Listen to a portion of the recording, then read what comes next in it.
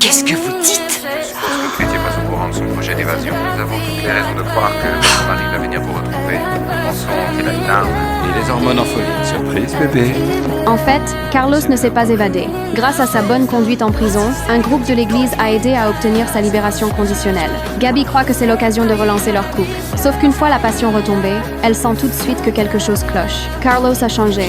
Et ce qui l'a fait vraiment tiquer, c'est quand elle tombe par hasard sur une correspondance avec une nonne appelée Mary. Quand elle le confronte, Carlos réagit de façon hyper vive. Il jure que la prison l'a réveillé, qu'il a eu une révélation. J'ai été quelqu'un de vraiment mauvais pendant très longtemps. Mais aujourd'hui, tout ça va changer. Parce que j'ai pris une autre voie. Je vais mener une existence vertueuse.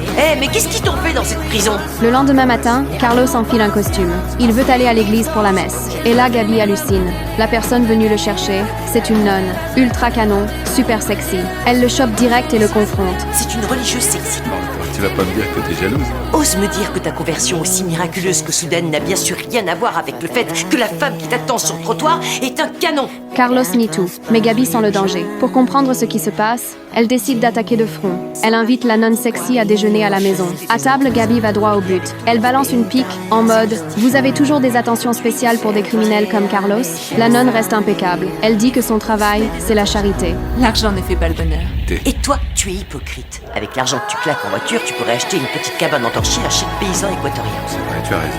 Mais je vais évoluer. D'ailleurs, je commence à l'instant même. Ma sœur, je souhaiterais faire don de ma voiture à votre mission. Gabby est complètement sur le cul. Quand elle voit son mari monter chercher les papiers de la voiture, une idée lui vient. Elle fonce dans la chambre et change de ton, d'un coup. C'est vrai, quoi.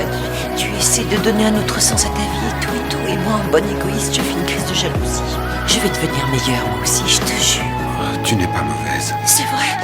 Je suis désolée. En fin de compte, je dois être mauvaise. Après un moment très chaud, elle réussit à le retenir. Puis Gabby descend seule, prête à régler ce problème elle-même. Elle dit à la nonne que, pour sauver leur mariage, elle veut qu'elle reste loin de leur vie. Mais la réponse de la nonne la laisse bouche bée. Certains mariages sont faits pour être des feux. Si vous essayez de nous séparer, mon mari et moi, je vous préviens, je vous réduis en miettes. Fais gaffe si tu ouvres les hostilités contre moi. Je ne crains